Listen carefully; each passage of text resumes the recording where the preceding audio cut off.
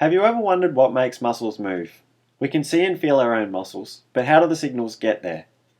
We have the ability to make rapid movements and communicate instantly due to the generation of rapid electrical changes that occur within the cells of our body.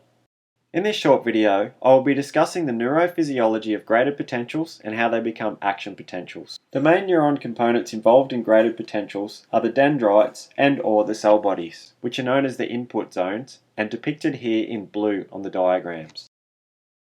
The cytosol within a cell is negatively charged due to the presence of anions and negative proteins.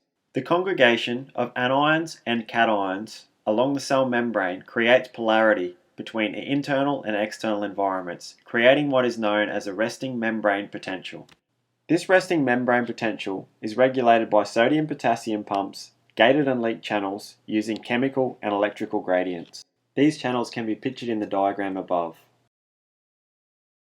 When a chemical stimulation is provided to the input zone of a neuron, usually in the form of hormones or neurotransmitters, the ion channels located on the cell membrane are stimulated to open.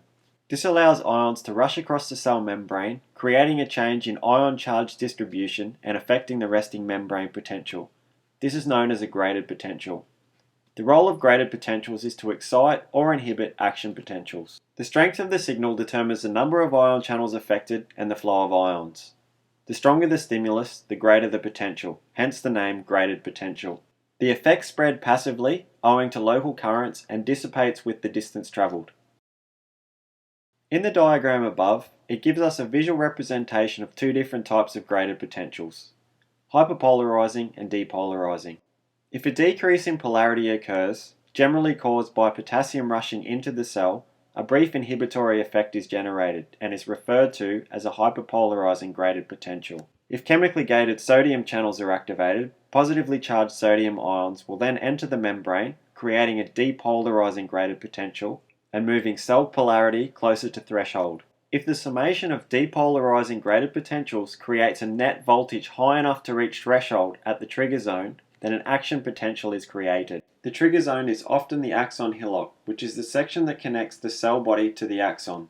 The threshold can vary from cell to cell, but is commonly negative 55 millivolts. If the hyperpolarizing graded potential is not large enough to reach the trigger zone, as it decreases with the distance traveled, then the graded potential dissipates. Once an action potential is initiated, it then propagates down the axon towards the axon end bulbs. Action potentials move in a continuous fashion and are said to be an all or none response.